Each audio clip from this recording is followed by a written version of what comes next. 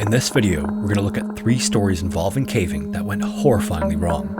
The first story involves a particularly gruesome incident, even for caving. As always, viewer discretion is advised.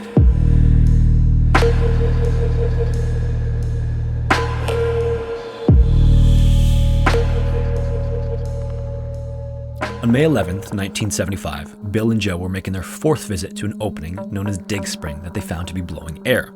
This meant that there was likely some underground labyrinth below that had yet to be explored. As experienced cavers, there was almost nothing more exciting than this, so this 4th trip was another attempt to dig out the entrance and see what was below ground. And on that 4th visit, they had come prepared. This time they had a winch and cables to pull a large rock from the entrance. From an alcove about 8 feet wide and about 6 feet high, 2 large boulders lay across the spring, blocking the opening. In the past 3 visits, they tried using a sledgehammer to break apart the rocks or wedge them away from the wall, but these had almost no effect. That's why they figured they'd try winching them out of place this time. They started by digging an area around the boulder to minimize suction from the mud surrounding them. This would also help them find a solid area to place the chains to winch these boulders out. As they were doing this, Bill started sort of digging wildly and got carried away and started digging away from the base of the boulder and more toward the right wall of the alcove. As they worked, Joe absent-mindedly thought to himself that he hoped that the wall didn't topple over them as they were digging. About a minute or 2 later, he saw some crumbs of dirt roll down from the side of one of the large blocks and looked up, expecting to see someone standing above them on the small cliff. Instead, just as he had worried about, the massive 3-ton blocks started toppling over directly toward both men. In a split second, he jumped as far as he could to the other side of the alcove, and as he did this, he yelled to Bill that it was falling and to get out, but Bill was crouched right at the base of the wall. He had just a split second to make a small move to his left before he was hit by the boulders. The whole stack collapsed and made a horrible ripping sound as it did. The bottom boulder was stopped by another outcropping, but the upper boulder slid right off the lower one and impacted the right side of Bill's body and knocked him to the ground. Once the dust had cleared, Joe got up and looked over at Bill and saw that his shirt was in shreds, his shoulder was bent at a horrifying angle, and he had a deep gouge in his arm that went right to the bone. Bill just muttered that he thought he was going to black out, and then Joe ran off for help as fast as he could. He found the nearest person and asked them to call an ambulance, and then grabbed some clothing from his car and ran back to the cave entrance. He spent the next 40 minutes keeping pressure on Bill's wounds and talking to him to keep him conscious while they waited for help to arrive. First, they had to dig his foot out from the rubble before they could finally get him on a stretcher and then to the hospital. He went on to have 5 hours of surgeries to help repair broken jaw, broken shoulder, broken forearm, and all sorts of nerve, muscle, and blood vessel tears in his arm. The surgeon would even say that the injuries were as bad as any he'd seen from survivors of mining accidents. But despite how bad it was, they did both consider themselves lucky that Joe had seen the crumbs rolling down. If he hadn't seen them, they would have no warning, and it's likely that Bill would have been fully crushed by the 3-ton boulders. On March 16th, 1968, at about 10 a.m., Gerald, Ronald, Andrew, and Michael entered a cave known as McPhail's Cave through the Axe Shack entrance. This consisted of a fenced-off sinkhole with no trespassing signs, and in the middle was just a little man-sized hole in the bottom. This then opens up further into an 8 by 15 foot pit that's around 45 feet deep. At the bottom of this pit, a second fissure opens up into another 40-foot pit, but this one is only 2 feet wide at its widest. This then narrows further to just 1 foot or less at the ends. Finally, at the bottom is a little crawl that connects to the main passages to access the full cave. During rain or wet weather, a small stream runs into this pit and forms a waterfall about 10 feet below the top and flows through this crawlway. That day, although there were still lots of snow and ice on the ground, it was above freezing, causing one of these waterfalls to form. After several hours of exploring, at around 1:30 p.m., the group decided to call it for the day and headed for the exit. As they made their way to the crawlway, they realized that there was a lot more water coming through and the waterfall was considerably larger. The already normally wet pit was much colder and deeper and was much more challenging to navigate through. After struggling for what seemed like forever, Ronald managed to make it up and was told by the others to go for help right away. He got to a nearby farm and called 911, and at about 3:30 p.m., firefighters got to the entrance of McPhail's cave. A fireman was then lowered into the upper pit by Andrew and Michael to help with the ropes. Ronald descended as well after that and started passing a rope to Gerald, who was the only one left in the lower pit. By then, he had been pelted by the frozen meltwater for some time and was calling for the others to be lifted up. Ronald came back up and told them that he'd passed the rope to Gerald, but couldn't tell if he'd been able to tie himself off.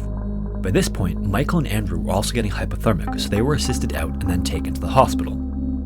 At the same time, firemen pulled desperately on the rope, which they weren't even sure was tied to Gerald.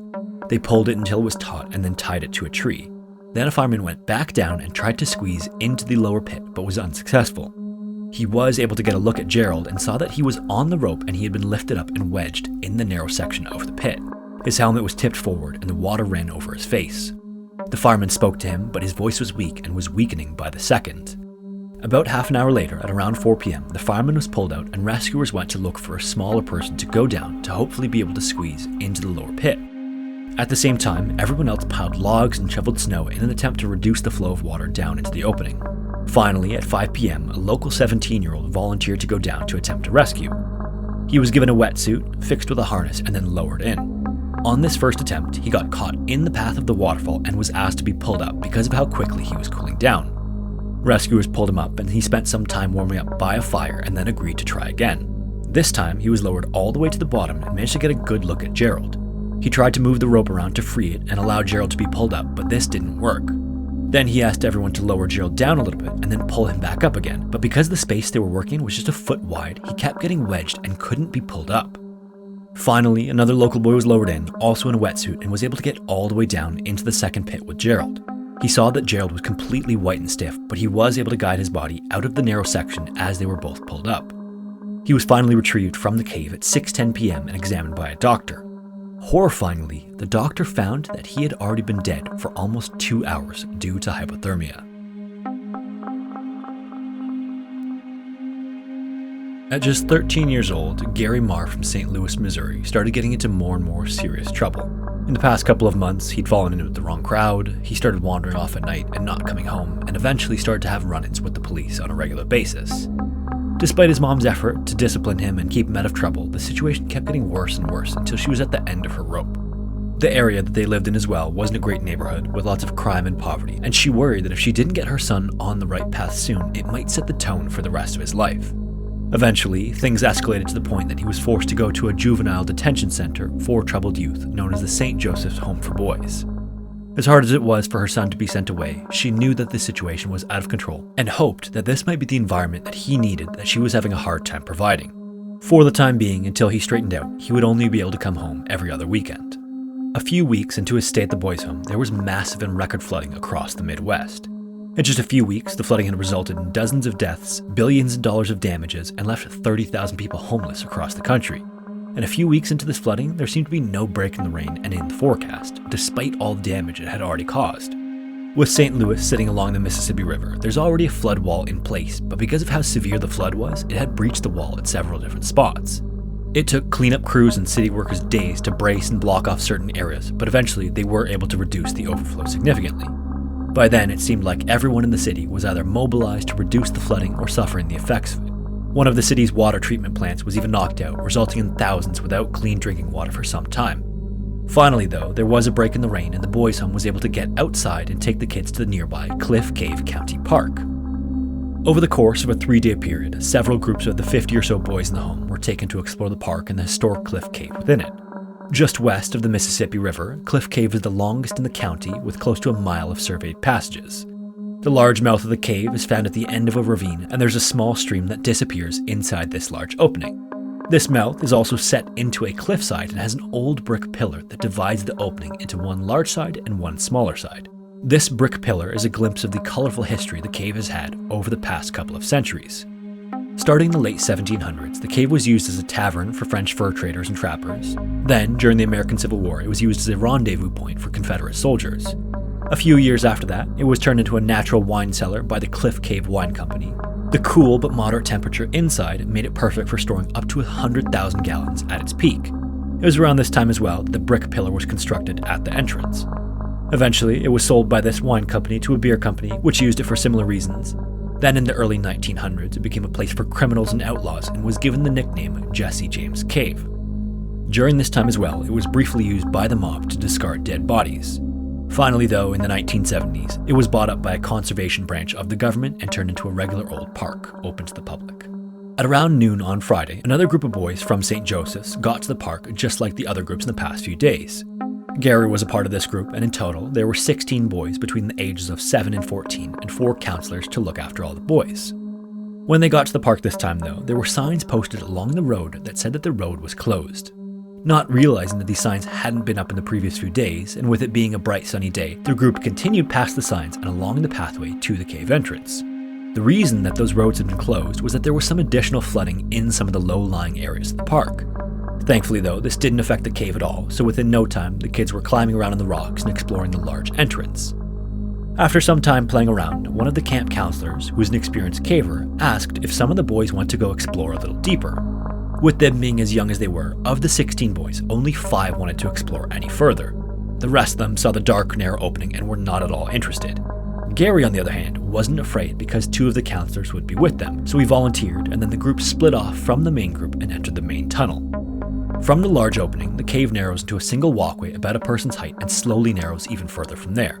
Eventually, there's a fork off from the main passage, and several side passages open up into a winding network of tunnels. As the boys got deeper in, the small stream running on the bottom slowly crept up until it was about ankle height. For a while, this level didn't change at all, but as I'm sure you're expecting by now, soon the water began to rise. On that Friday, sometime after the group had gone deeper in, almost out of nowhere, a torrential downpour started outside. Initially, the group only noticed that the water was getting a little higher on their legs, but soon, water was pouring in from the ceiling and down the walls, creating literal waterfalls along the passages. The kids screamed out and the group started running for the exit, but then, a 5-foot wall of water came from the opposite direction and swept their feet from under them and carried them back into the darkness. They all struggled to keep their heads out of the water as the current carried them helplessly and battered them along the walls. Outside the cave, the sky had opened up just like it had the past few weeks, and soon the mouth of the cave was swirling with water. Unbelievably, after all of the flooding and rain in the past few weeks, and despite all of the damage it had done, there was still more. And after so many weeks of this, the ground was completely saturated with water. It just couldn't absorb any more, and as it fell, it washed downhill and inevitably to sinkholes and sumps that littered the area. Unfortunately, this meant that the cave filled up much more quickly than usual, on top of the fact that the amount of rain in itself was excessive. The group outside the cave saw how quickly all of the water was draining into the area and climbed up out of the ravine to higher ground, and as soon as they were clear of the mouth, they contacted 911 from the safety of their vans. The rain had just started around 1:45, and then just 15 minutes later, the flash flood burst through the area. Within just half an hour, rescuers all descended on the cave while the other group waited anxiously in their vans parked along the access road. Tragically, right at the mouth of the cave were 3 bodies tangled together in between some trees. They were floating in debris and wrapped in tree branches and other stuff that had been washed in by the water. This left just 4 more somewhere inside Cliff Cave, and their hope of finding any of them alive now was completely shattered. At around 6 p.m., they made it into the mouth of the cave and started traveling through the waist-deep water in the corridors, looking for any other bodies or survivors. The water was still much higher than it had been that morning, and it was difficult to wade through the sunken passages. Then, another 1,000 feet in, they found a 4th body. Using stretchers, they carefully transported the body back out and to the heartbroken parents outside. And rescuers would travel the entire 5,000 feet and back multiple times, but all they found were some t-shirts and shoes. At this point, they started to consider the possibility that some of the bodies might have been flushed out of the cave and down toward the Mississippi River. This prompted them to walk the water's edge for another few hours that evening until the search was finally called off for the day. The experienced cavers who were brought in to help with the search were not hopeful about finding anyone else alive. That night still, many of the side passages were still flooded up to the ceiling. They'd have to wait until the following day for the water to recede to access these areas. In particular, there was an area that was completely flooded known as Drapery Crawl. This passage is just 2 to 3 feet high and requires that you crawl along your stomach for up to 45 minutes to get through to the other side. That night, the water was all the way up to the ceiling in Drapery Crawl. The likelihood of someone being alive further in was low, and it was expected to just be a body recovery. The following morning at around 9 a.m., police and paramedics and cavers were all back at the cave and in the freezing cold water, ready to find the missing group members. They made their way back to Drapery Crawl about an hour later to find that the water was low enough that they could search those areas. They continued into a small side passage, and then they heard a noise. At first, they thought the noise was coming from the searchers back behind them, but then they heard it again. The little voice of Gary Marr somewhere in the darkness. After the crawl, there was a little room about 10 feet wide and 3 feet high, with a little pocket in the ceiling. Gary was up against the wall, standing on a little ledge with his head poking into the pocket. He called out to them, and they ran over and got him down and onto a stretcher. They covered him in blankets, and then finally, after almost 24 hours spent in the cold darkness, he was brought out and into the sunlight. The ledge that Gary was standing on was just a few inches wide, barely enough to stand on, and below him was the cold, receding water. If he had slipped, he would have probably died of hypothermia long before he was rescued. Incredibly, despite everything, Gary was just happy to be rescued. They got him some food and took him to his mom, but unfortunately, no one else would be as lucky. Searchers were finally able to access the full length of the cave, and about 300 feet further from where Gary was found, they found the final 2 bodies. So out of the 7 that had entered Cliff Cave the day prior, Gary was the only survivor. Perhaps worst of all were the events that Gary conveyed when he was finally asked about the day prior. Shortly after the group was hit by the rushing water, they were pushed under and fully submerged. Gary got pushed under as well and held his breath and waited until his head was above water again. As soon as it was, he took a quick breath and then got pushed under again almost right away. This happened over and over, and saw that the other kids that were with him were doing the same. He heard their screams and their panic and remembered that his sister, who was a lifeguard, told him to try to stay calm if he was ever in a situation where he was close to drowning. This was the only thing that kept him calm and gave him the presence of mind to feel out for the walls or ceiling or anything else to grab onto. This is when he managed to find a little crack that he grabbed onto and pulled his face out of the water and up to the ceiling. As he desperately held on, he heard one of the other kids scream that he was too young to die and sat there terrified, knowing that there was no way to help them. Not long after that, the screams stopped. In those first few hours, he clung onto the wall to keep himself out of the water and slowly moved his way up as the water receded. Horrifyingly, he felt things bump into him in the darkness and knew that these were the bodies of his dead friends floating around in the water. He spent the next 20 hours alone in the darkness on this little ledge. He even heard the rescuers the night before get close to where he was and saw their flashlights in the distance. He screamed out to them, but because of the sound of the water, they weren't able to hear him. You can only imagine how he must have felt when he didn't hear them anymore and didn't see their flashlights. Then finally, after a long, cold night, he heard them again, and that's when he was rescued. Following the events that day, Gary's mom decided that it was time for him to come home. Not only was she just terrified that she was close to losing her son, but she obviously no longer felt safe with him at the boys' home. It was a fatal mistake to enter Cliff Cave that day, and supposedly, someone in the park had even come by and warned them of the rain in the forecast, but because they went in anyway, it cost the lives of 6 people. Hello everyone, and welcome to Scary Interesting. If you have a story suggestion, feel free to submit it to the email found in the description or the Scary Interesting subreddit. Thank you all so much for watching, and hopefully I will see you in the next one.